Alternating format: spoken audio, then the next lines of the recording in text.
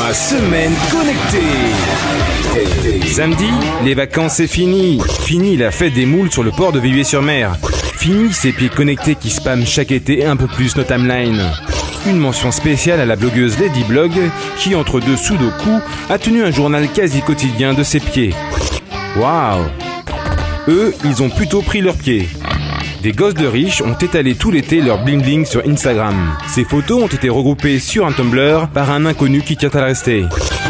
Chez les chéris, c'est un peu à celui qui a la plus grosse. Non, pas toi. Comme ce petit apéro au champagne du Dom Pérignon à 14 000 $. Dimanche. Yom Kippour en repère, tous les gâteaux de grand-mère. Le phénomène Call Me Baby est entré au panthéon du web. Outre les 250 millions de vues de la vidéo, le single de la Canadienne Carly Rae Jepsen est en passe de devenir la chanson la plus reprise et caricaturée du web. La petite protégée de Justin Bieber a encore explosé les compteurs cet été. Ici en duo et live avec Jimmy Fallon, juste avant son show The Late Night. Ou encore avec cette version charoulette. Ça existe encore ? Lundi, à Berlin se tenait l'immense messe high-tech européenne. Samsung a présenté un appareil photo connecté sous Android. Idéal pour partager en position allongée vos petits orteils l'été prochain avec son zoom x21. Les Russes ont eux présenté une tablette sous l'OS Romos, une sorte d'Android-like. Sans le côté américain de Google, la tablette anti-espionnage est vendue 365 €. Un prix pas très coco. Cela doit être à peu près la valeur de cette Lamborghini chinoise, une création à base de pièces de récup. Un peu déceptif hein, comme campé. Ils nous ont habitués à beaucoup mieux. Mardi, c'est la rentrée des classes. Sur Facebook, chacun y va de la petite taupe de son rejeton. Le très sérieux réseau social littéraire MyBooks propose quant à lui une séance de lecture filmée. Mais qu'est-ce qui se passe ? La petite dame, accessoirement pornstar, ajuste un vibromasseur entre les cuisses. Une expérience vidéo proposée par le réalisateur et photographe Clayton Cubitt, ou comment faire comprendre aux ados que la lecture est orgasmique.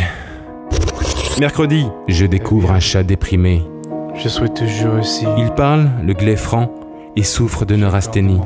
Il a gagné l'édition 2012 du festival Lolcats de Minneapolis. 76 œuvres originales ont été projetées durant plus de 2 heures. Miaou! Jeudi, c'est officiel, l'iPhone 5 sera présenté à la presse le 12 septembre. Il était temps car pour la première fois de son histoire, Samsung dépasse les ventes d'iPhone aux US avec son Galaxy S3. On n'attend pas une évolution, mais une révolution. Un peu trop révolutionnaire là. On se contentera de ça. Dans cette vidéo, on voit ce que pourrait être l'iPhone 5. Assez crédible si on le compare à l'iPhone 5 vu dans la main de Jimmy Lin. Une photo qui n'est pas passée inaperçue sur le réseau social chinois Weibo. La pop star chinoise a juste 13 millions de fans.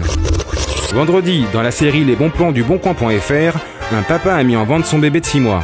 La raison, il n'était pas le père naturel du bébé. Waouh! Eux par contre, il semblerait qu'ils aient été clonés. Ces jumeaux ont le même processeur double cœur. On finit la semaine avec le CV de Laurent Louvion. Ça, c'est moi.